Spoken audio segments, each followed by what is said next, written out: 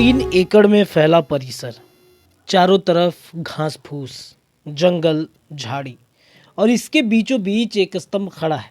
अगर मैं कहूँ कि ये एक स्तंभ ऐतिहासिक स्मारक है और पुरातत्व विभाग द्वारा संरक्षित है, तो आप शायद नहीं मानेंगे। आप सोचेंगे कि हमारे देश की एक ऐसी ऐतिहासिक धरोहर इतने बुरे हाल में कैसे हो सकती है, लेकिन सच्चाई यही है।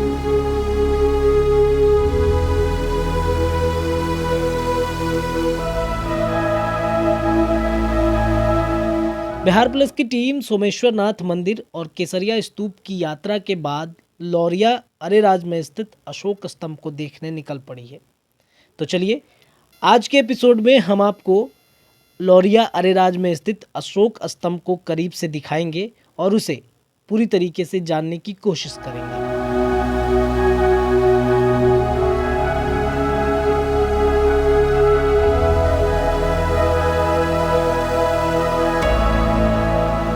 अरेराज में स्थित इस स्तंभ का वजन 34 टन है और ऊंचाई 36.5 फीट।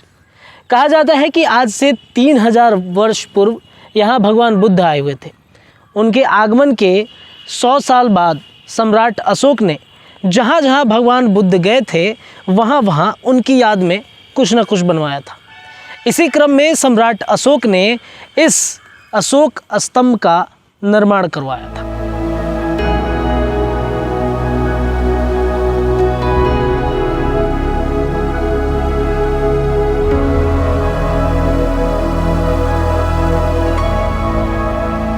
कहा तो ऐसा भी जाता है कि प्रियदर्शी सम्राट अशोक ने जो 6 ठोस पत्थरों के स्तंभों पर धर्मलेख खुदवाया था, उनमें से एक स्तंभ ये है।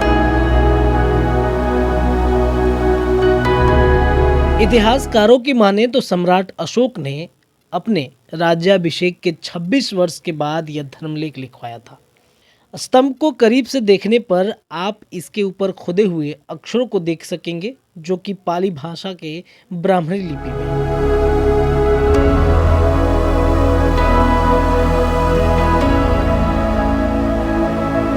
स्तंभ को पास से देखने के बाद आपको इसमें कुछ कमी सी लगेगी।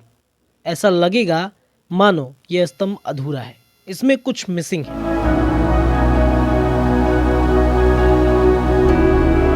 स्तंभ को कुछ देर और निहारने के बाद आपको ऐसा लगेगा जैसे इसमें कुछ कमी सी रह गई है। तो ये कमी ये है कि स्तंभ के शीर्ष भाग, सबसे ऊपर वाले भाग पे ऐसा माना जाता है कि सिंह की आकृति बनी हुई थी, लेकिन किसी कारणवश वो ढह गई और कोलकाता के संग्रहालय में अभी फ़िलहाल रखी हुई है। इस पर सत्यमेव जयते का चिन्ह था। तो इसमें सर ऐसा है कि जैसे विदित है कि देखिए जो नीचे झड़ा है ना, इसमें पहले अंग्रेज़ों के द्वारा इसको ढहाने का बहुत प्रयास किया गया। वो नहीं ढहा, तो इसमें वहाँ तक कोयला का आग लगा करके सब जलाने का भी प्रयास किया, उससे भी नहीं हुआ। तो यहाँ सर सत्यमेव जयते का था, तोप से उड़ा दिया। देखिए वहाँ झड़ा है ना मुँह पे, वहाँ तोप से उड़ा दिया सत्यमेव जयते का चिन्ह, और वो ले गए सब। लेकिन यही चीज़ सत्यमेव जयते का उस नंदनगढ़ में है, अभी मौजूद है। वहाँ सत्यमेव जयते का चिन्ह जो है उस पर है, और यहाँ का नहीं है।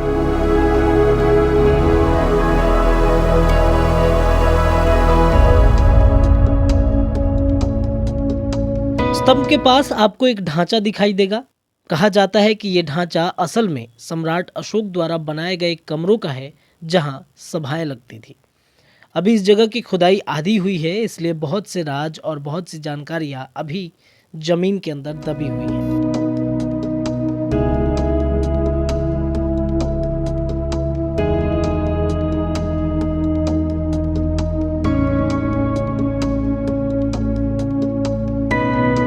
और तो इसे लोग बता रहा था कि यहाँ उनका सभा लगता था, यहाँ लोग बैठते थे इनका जी।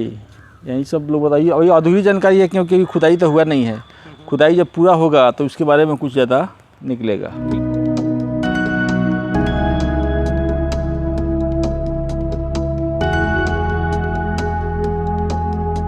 लौरिया अरेराज का ये अशोक स्तंभ काफ़ी मजबूत है। इस स्तंभ के निर्माण में प्रयोग किए गए मसाले और सामग्री की पूरी जानकारी भी मौजूद नहीं है। यही कारण है कि इसकी हालत मरम्मत करने के बावजूद भी ऐसी ही है।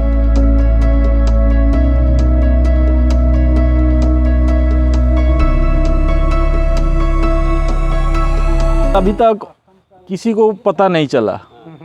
इसमें मरम्मत जो नीचे का झड़ा हुआ है ना, ये लोग अपना ये लोकल सीमेंट वेमेंट लगाए, लेकिन वो ऐसा ग्रेनाइट ऐसे पत्थर लोग बता रहा था, लेकिन उसमें सटा नहीं। देखिए अभी तक वो ऐसा है कि उसमें केमिकल जो उसमें सेटे नहीं करता, वो किस चीज़ का बनाया सो अब वही सब जाने। वो आज तक नहीं झड़ता है और नहीं उसका, देखिए इसमें कलर भी लगाया गया, कलर भी ख़राब हो गया, लेकिन ये पाली भाषा में कुछ लिखा गया, उपदेश अशोक का उपदेश इस पर लिखा गया है, लेकिन उस पर जो मरम्मत किया गया देखिए नीचे सब झड़ गया फिर, लेकिन वैसा मसाला फिर नहीं मिला कि आपको ये जगह उतनी अच्छी नहीं लगेगी, आकर्षित नहीं लगेगी, क्योंकि ये अच्छी हालत में नहीं है और ना ही ज़्यादा खूबसूरत वातावरण में। लेकिन आप जब इस स्तंभ पर लिखी 41 पंक्तियों के बारे में जानेंगे जो हमें सिखाता है, मैत्री का संदेश देता है, तो आप भी कहेंगे कि ये स्तंभ अपने आप में नायाब और अनोखा है। इस पर लिखे संदेश कहते हैं कि धर्म करना अच्छा है, धर्म यही है कि पाप से दूर रहे, बहुत से अच्छे काम करें, दया, दान, सत्य और पवित्रता का पालन करें, दोपाया चौपाया पक्षियों, जलचर जीवों पर कृपा करें, उन्हें जीवन दान दे, मनुष्य को क्रूरता, निष्ठुरता, क्रोध, मान, ईर्ष्या से दूर रहना चाहिए।